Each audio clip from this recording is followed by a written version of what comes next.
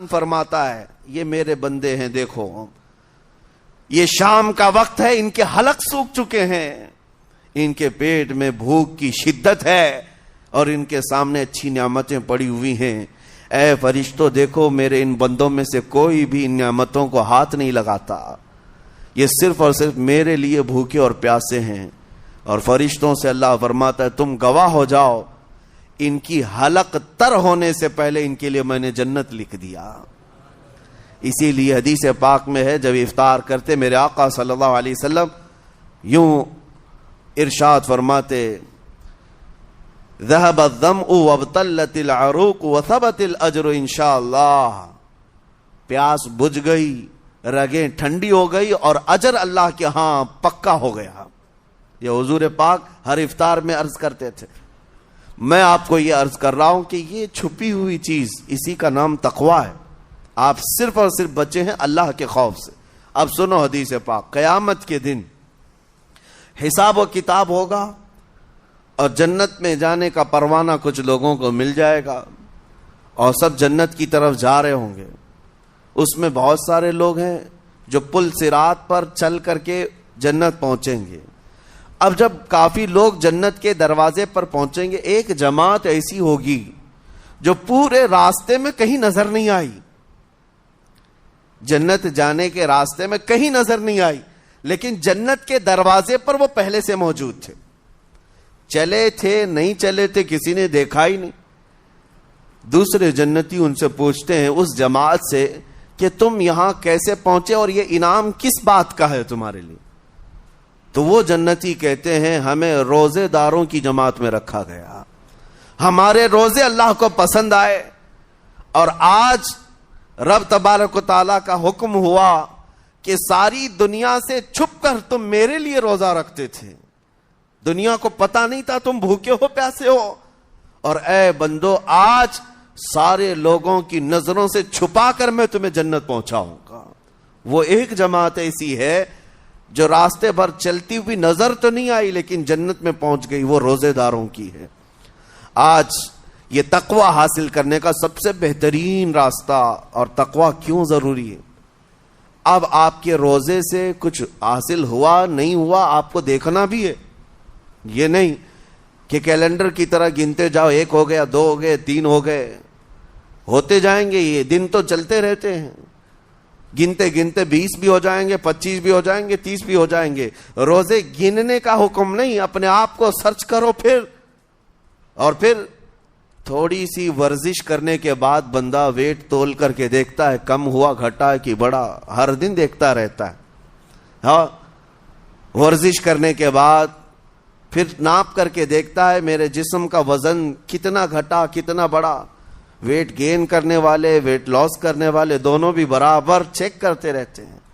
روزہ رکھنے کے بعد تمہیں خود کو بھی چیک کرنا چاہیے کہ میرے اندر اب تبدیلی آئی یا نہیں آئی۔ ایک روزہ رکھا اور پھر رات کو تراویح میں کھڑا ہوا، میرے اندر بدلاؤ کتنا ہے؟ کیا اب اللہ کی آیات قرآن کی سنتا ہوں، میرے آنکھوں سے آنسو آ جاتے ہیں؟ اگر آ گئے ہیں تو اس کا مطلب ہے کہ دل نرم ہو گیا، اس روزے نے اثر دکھانا شروع کیا، اور پھر ویسی کا ویسا ہے، تو اس کا مطلب ہے کہ آپ کے روزے سے آپ کو تقویٰ نہیں مل رہا ہے، آپ کو تقویٰ نہیں مل رہا۔ خوف خدا جب آتا ہے تو انسان کا دل موم ہو جاتا، نرم ہو جاتا ہے، اور اللہ کے عذابات سے، جہنم کے خوف سے، قبر کی سختیوں سے وہ رو پڑتا ہے، اس کی آنکھیں بہنے لگ جاتی ہیں، اور جب دل سخت ہوتا ہے پتھر کی طرح تو اسے نہ اللہ کی آیتیں رلاتی ہیں نہ آخرت کا تصور اسے ہلاتا ہے۔ اسی لیے قیامت کے دن کے بارے میں آپ کو بتاؤں، نبی پاک صلی اللہ تعالی علیہ وسلم کی امت کی طرف جہنم کی آگ شعلے لپکاتے ہوئے بڑھتی آ رہی ہوگی بہت تیزی سے۔ قریب ہے کہ وہ جہنم کی آگ سب کو اپنے لپیٹ میں لے لے۔ وہاں کھڑے ہوئے بہت سارے لوگ اپنے اپنے اعمال کا صدقہ پیش کرنے لگے، حاجی اپنے حج پیش کر رہے ہیں، نمازی اپنے نماز، روزے دار اپنے روزے، کہ جہنم ہماری یہ نیکیوں کا صدقہ رک جا۔ جہنم کی آگ بڑھتی چلی آئی، بڑھ رہی تھی. جبرائیل امین علیہ الصلوۃ والتسلیم حاضر ہوتے ہیں بارگاہ مصطفیٰ صلی اللہ علیہ وسلم میں. ایک پانی کا پیالہ انہوں نے پیش کیا اور کہا یا رسول اللہ صلی اللہ علیہ وسلم یہ پانی آپ اس آگ پر چھڑک دیں.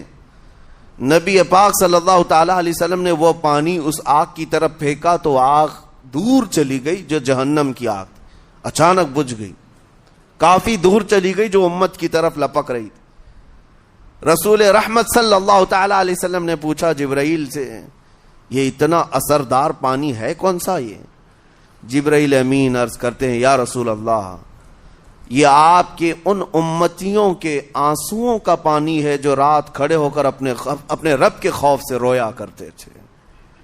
وہ اللہ کے خوف سے تھر تھراتے تھے، ڈر کر کے ان کے آنکھوں سے جو آنسو آتے. جبرائیل امین کہتے ہیں میں نے وہ آنسو جمع کر رکھے تھے اور وہ آج میں نے آپ کے سامنے پیش کیا.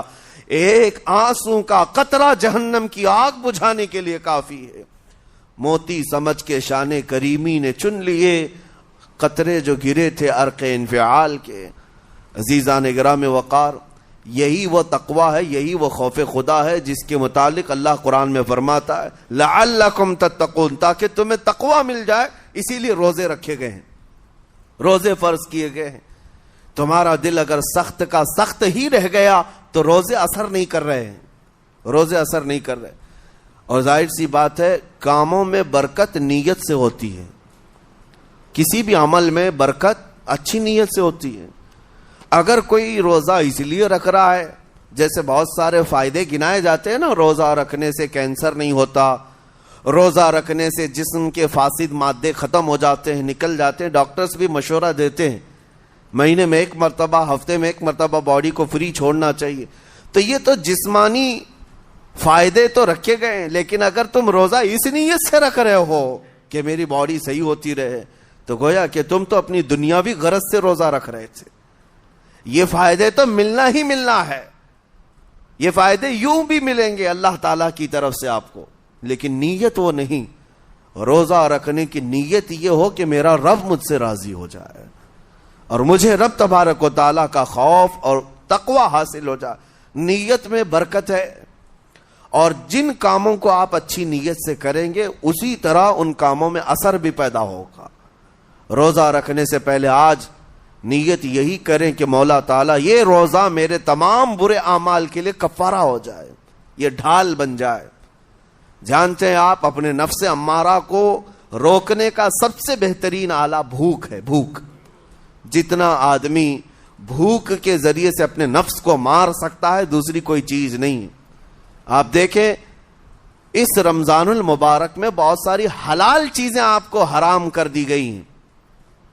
یعنی سحری سے لے کر افطاری تک. میں یہ نہیں کہہ رہا کہ شراب پینا حرام ہے، نشہ کرنا حرام ہے، وہ تو پوری زندگی بھر حرام ہے. لیکن آپ کو چاول روٹی تو حلال ہے نا، سبزے سیب پھل فروٹ تو حلال ہے، لیکن یہ حلال چیزیں بھی اللہ نے آپ پر حرام رکھی ہیں، روزے کے عالم میں نہیں کھا سکتے. سحری سے لے کر افطار تک یہ حلال لقمے، پانی تو حلال ہے، پاک ہے، لیکن آپ کے لیے روزے کے عالم میں حرام ہے. اسی طرح شادی شدہ مرد اپنی عورت کے ساتھ زندگی بھر کبھی بھی جمع کر سکتا ہے، رات میں سو سکتا ہے، لیکن حالت روزہ میں وہ حلال کام بھی حرام ہے. حلال کام بھی حرام ہے، اپنی عورت سے جمع کرنا حالت روزہ میں کیوں روکا گیا؟ کھانا پینا بھی حلال تھا، عورتوں کے ساتھ شباشی بھی حلال تھی، لیکن روزے کے عالم میں ان حلال چیزوں کو روکا گیا. تو آپ سوچ سکتے ہیں اس چیز کو، سوچ سکتے. وجہ یہ ہے کہ حلال چیزوں سے آپ کو روک کر بڑے حرام چیزوں سے بچانا مقصود ہے. آج اگر اپنے آپ میں اتنا کنٹرول کر لے جاؤ کہ چند حلال چیزوں سے دن بھر بچ سکتے ہو، انشاءاللہ رمضان کے بعد بڑی حرام چیزوں سے بھی اللہ آپ کو محفوظ رکھے گا. میرے عزیزو، برا ہے ان لوگوں کا جن کو میرے آقا صلی اللہ تعالی علیہ وسلم نے دعائے ہلاکت فرمائی. اس سے بدنصیب کوئی ہو سکتا ہے جن کے لیے رسول رحمت صلی اللہ تعالی علیہ وسلم کی دعائے ہلاکت ہوئی ہو؟